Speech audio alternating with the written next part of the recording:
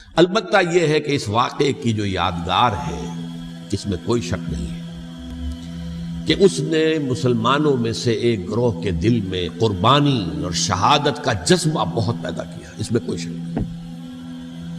اور جس طریقے سے کہ عاشورہ محرم میں یاد منائی جاتی ہے، جس طریقے سے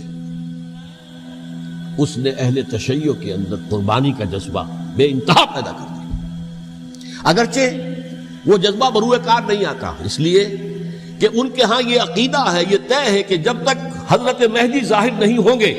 ہم کسی کے خلاف بغاوت نہیں کریں گے۔ یہ پوری تاریخ میں ان کا معاملہ رہا، تمام جو ہے ائمہ اہل بیت کا معاملہ رہا، جب تک مہدی نہیں آتے keep sitting and keep waiting, wait and see, that's all۔ یہ تو خمینی صاحب نے کیا ہے، آیت اللہ خمینی صاحب نے، کہ انہوں نے یہ ایران کے شیعوں کو باور کرایا کہ بھائی جب آئیں گے حضرت مہدی آ جائیں گے، لیکن ہم اب ہاتھ پر ہاتھ رکھ کر بیٹھے رہیں، باطل کو چیلنج بھی نہ کریں،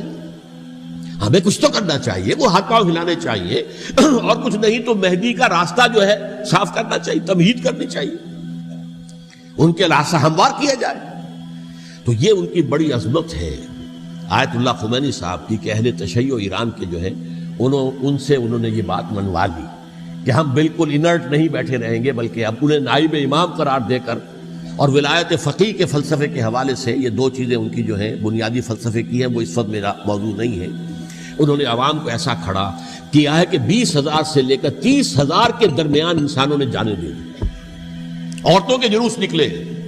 شیرخوار بچہ گود میں ہے عورت کے اور گولی کھا رہی ہے، مر رہی ہے، گر رہی ہے۔ اب سوچئے زندگی کتنی عزیز ہوتی ہے، اور شیرخوار بچے کے لیے ماں کی جو زندگی ہے اس ماں کو اپنی زندگی کتنی عزیز تر ہوگی کہ اپنے لیے نہیں تو اس بچے کے لیے مجھے جینا ہے، لیکن نہیں، گولیاں کھائیں تو گری۔ یہ جذبہ انہی میں ہے۔ واقعہ یہ ہے کہ اہل سنت کے اندر یہ جذبہ نہ ہونے کے برابر ہے۔ یہ میں واشگاف الفاظ میں کہہ رہا ہوں، پورے عالم اسلام میں صرف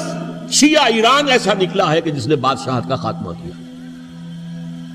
باقی سعودی عرب میں بادشاہت بیٹھی ہوئی ہے، ڈٹ کر بیٹھی ہوئی، اربوں ڈالر کا ایک ایک محل بنتا ہے ان بادشاہوں کا، اور سنی سن ہے، سن، کوئی حرکت نہیں۔ وہ تو اب جو حرکت ہو رہی ہے وہ اینٹی امریکن حرکت ہے جو ہو رہی ہے، وہ در حقیقت وہ مسئلہ بالکل دوسرا ہے جو اس وقت ہو رہا ہے، لیکن یہ کہ عالم اسلام میں کوئی تحریک ایسے نہیں اٹھی۔ یہ اہل تشیع میں ہے جو بالکل استثنائی بات ہے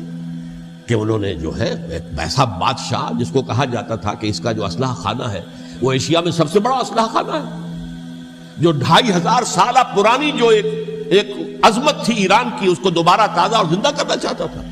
2500 سالہ برسی اس نے منائی تھی، اس کے لیے ایک شہر آباد کیا تھا کہ خسرو یا سائرس یا ذوالقرنین قرآن مجید کی اصطلاح میں اس کی یادگار بنائی تھی، اور وہ سوچ رہا تھا کہ وہی عظمت دوبارہ ایران کی ہوگی جو کہ خسرو کے زمانے میں تھی، جس کا قرآن مجید میں سورہ کہف کے اندر ذکر ہے، مشرقی فتوحات، مغربی فتوحات، شمالی فتوحات۔ تو وہ بادشاہ ہے، اس کو بھاگنا پڑا ہوا قربانی کی وجہ سے۔ تو یہ جو ہے واقعہ کربلا نے، اس میں کوئی شک نہیں ہے کہ ایک ایسی مشعل روشن کی ہے جس کو کہ ہر شخص کو دیکھنا چاہیے۔ یہ بھی انسان، جیسے کہ اقبال نے ایک شعر کہا تھا غالب کے لیے، فکر انسان پر تیری ہستی سے یہ روشن ہوا ہے، پرے برغ تخیل کی رسائی طاق ہو جا۔ تو فکر انسان پر حضرت حسین کی قربانی سے یہ واضح ہوا ہے کہ انسان کس حد تک جا سکتا ہے قربانی دینے کے لیے اپنے کسی مقصد کے لیے۔